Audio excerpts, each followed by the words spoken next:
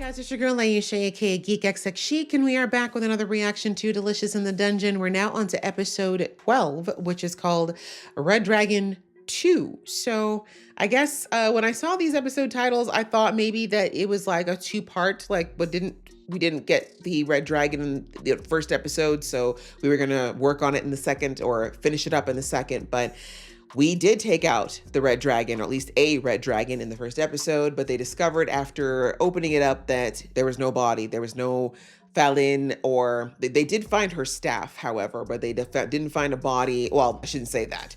There was a skull found, but is it Fallon? We don't know. So anyway, we're going to have to see what's going to go down now that they're saying Red Dragon 2, because they did pop out the theory that potentially there was more than one Red Dragon.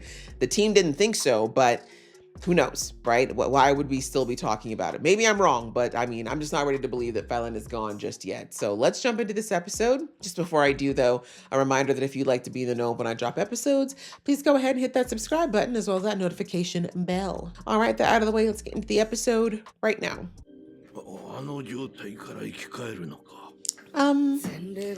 was about to say that's pretty far in. Yeah, I guess you gotta try. Oh. Okay. Oh. Yuck. I mean, she's been winging it so far. Ah, that's why you suck at regular magic. I'm kidding. I don't mean suck, but she's a little shaky. Okay, you don't like regular magic. I mean, yeah, I was about to say he's gonna take that risk. Are we sure it's her? I guess it has to be. But what if they bring back the dragon by accident? Why do they always cut so much? You just needed a pinprick, girl. Oh, never mind. You're drawing that much. Maybe you did need a lot. Never mind. They're both like, he doesn't know where all her parts are. 200 bones. Let's get an anatomy lesson.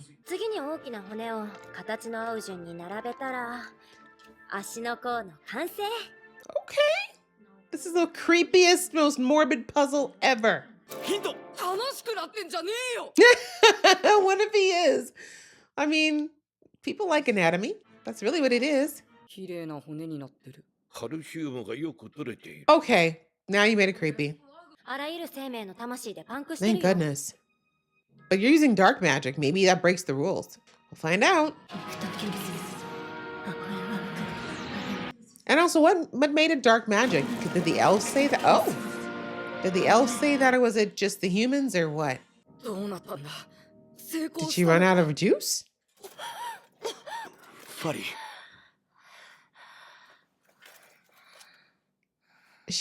Is she just covered in blood, or is she missing skin? I just feel like this couldn't have gone that smoothly. Or is she gonna be red now? She was eaten by a dragon. All right, well, she remembers people. That's probably a good sign. She hungry. That sense you can also help with. Maybe a bath first. Y'all are covered in blood. You look like serial killers. Or maybe you should fully recover. Oh, maybe she took some of the dragon's energy. Looks like it. You was completely digested. I kind of thought it would have been that way, though.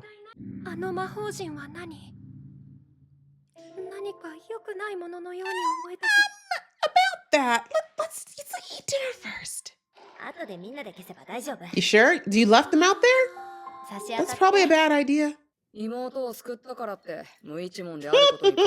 Oh yeah, life. Assuming not, she kept that to herself, yeah. Oh. Very good analogy. I've used it myself. Is he skipping?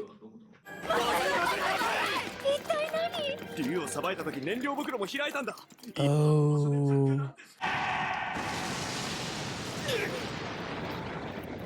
How did Senshi not know that?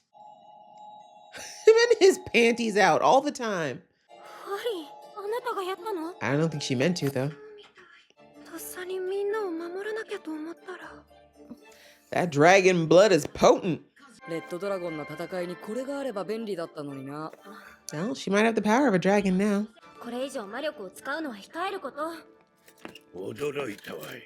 Dummy. Right? Like, bro, you knew this. Oxtail soup? Dragon tail soup. Onion pizza. I'll take the pizza. Oh, have we explained to Falion that we eat this now? Oh, she didn't even ask questions. She hungry. Yeah, she hungry. We'll have to see. I feel like I'm hoping this is gonna go well, but I feel like there's side effects here. The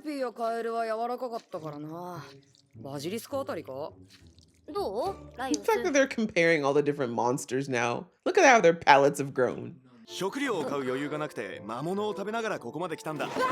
I mean, this is his sister. She's used to it. They're definitely related. Don't even have to do a DNA test. Okay. So I didn't think they knew, but I guess Chilchuck must have figured it out. Not him squaring up.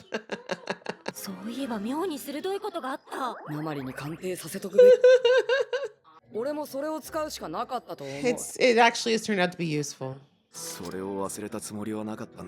But you don't know what's going on there. She's like, I'm not so sure I'm happy that there's two of them now. What do you sense? And oh, uh-oh. No, children, no.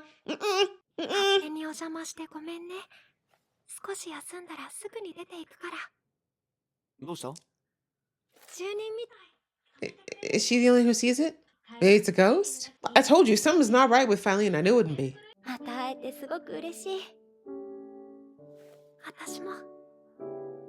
don't know if her magic stick should be on the ground. She gonna fix it? Ah, because it wasn't done properly. I thought so. You did save him. She's like, I don't know what I did, but sorry. What's going on? Everyone watching?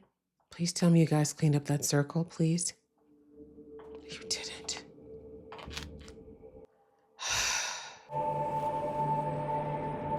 Painting elf! Feeling that maybe she could exit the paintings. Dang it. Okay, so, okay. All right, the plot thickens. Lot of theories as to who that could be. Have they been there the whole time? Are they the ones keeping the magic of the dungeon alive? Maybe it's the person who started the whole thing. So many questions. But why were they in the paintings? Why did they choose to leave? Was it to follow, maybe it was to follow Leos. So many questions, but interesting. Interesting development indeed. Okay, well, it turns out there is only one dragon. My theory was wrong. It really was just that I was hoping it wasn't, but it was in fact Falion. Like that dragon ate her up and digested her. I mean, I had a feeling that she probably would have been digested. I mean, they were talking about, oh, if it slept, blah, blah, blah. I'm like, I don't know. I mean, I know a dragon's a mythical creature and all, but most things mythical are based on something that's real in our world. And I don't know, short of bears, right? Bears can actually no, because they digest that food. I was gonna say that bears can like eat, gorge themselves, and then pass out for months at a time, but they digest the food, right? The difference is that they digest the food and it turns into a lot of fat, and that fat gets slowly, their body basically feeds on that fat while they hibernate. But, you know, the point is the food's digested. It's not like it sits in their stomach for the 4 or 5 months that they hibernate, right? So, yeah, I think they were being a bit unrealistic with thinking that Falion was still just sitting in the dragon's stomach. I'm like, if it's anything like a human stomach or most animals, there's probably some form of acid or something to help break the food down. So even if she somehow made it just to the stomach, she probably would have been dissolved, which is exactly what happened, right? There was no skin, no organs, no hair. Literally, all that was left were the bones, because bones do take a while to decompose. And that was it. But thankfully, we see that because all of her bones at least were kept in that, whatever that big mass of hair and everything else was, they were able to actually put her body back together. And we discovered that my girl, Marcille, is actually all about the dark magics. This is why she's so rusty with the regular stuff. That's not what she's interested in. She's been putting all of her attention and energy into the dark stuff. But again, as I said in the episode, dark doesn't always necessarily mean evil. Sometimes people label things dark because they don't understand it. But my guess is it probably employs some. Usually things that are labeled as dark magic are labeled so because they either involve things that are considered taboo, like blood, which we did see. Marcille had to cut her hand and use her own blood to cast the spell.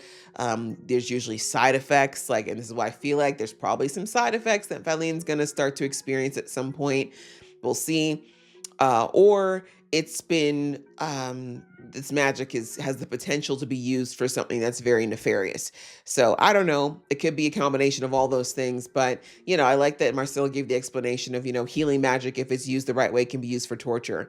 And I love that she said that, because I've seen a lot of different shows where if you have someone who's a healer, where if they decided to reverse their healing or to somehow invert their power to hurt people, it was actually a very dangerous power to have. And anyways, I like how she showed that it's got a good and bad side, like a knife, right? Like a knife can be used as a cooking tool or it could be used to hurt somebody. So anyway, but yeah, interesting little tidbit about Marcille. And I like that we see that, because up until now, Marcille's seemed very bumbly, very fumbly. And I've definitely taken my jabs at her, but I knew she clearly had skill and power, but it just felt like it was all over the place. But seeing that she was completely controlled and completely, there was no issues with her doing this resurrection spell. She passed out, but I think that's because she bled 3 pints to make the damn circle. But you get my point.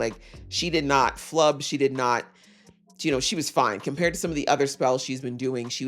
There was no hesitation. She had no fear. She seemed really locked in. So that helps me to kind of understand a bit more of why she seemed that way with the other types of magic, because I feel like those are just not her interest, really. She's been more about this type of magic, and she probably has more of an affinity for this type of magic. But yeah, we'll have to see what the consequence. Also, we have to remember they're in a big magical place as well. So I do wonder if her spell is going to have some sort of repercussion or ripple effect that she's not aware of, because she's practicing it in this place that already has its own magic. So anyway, well, it'll be interesting to see what happens. But so far, Filene looks like she's okay. And obviously it's good to have her back. That was the whole point of this. Getting her back in the middle of the season is kind of unexpected. I really thought it was going to be closer to the end, but I hope that doesn't mean we're going to lose her again, but we're just going to have to see. But yeah, now that I'm wondering, since we've gotten her back, we heard Chilchuck say, well, what do? We've got your sister. That's why we came. We don't have any money though. We have nothing really to bring back and sell. What do we do? And so I guess that's the question of what do they do now? Because right now, even though Filene is back and she's alive and clearly very powered, she still doesn't have clothes. She doesn't have anything that she kind of needs down here. So do they keep going with her kind of in this vulnerable state, or do they try to get something of value before they return? And like they said, they can't just go back. I guess that there was an orc passage they used to be able to take, but they can't do that anymore. So they're like, now what do we do? So they're going to take the long way back on top of everything else. So we'll have to see. We need something to fill up the next 12 episodes. So I am looking forward to that. But yeah, I enjoyed this, and I hope you guys enjoyed watching along with me. And if you did, please show some love, and I will see you in the next one.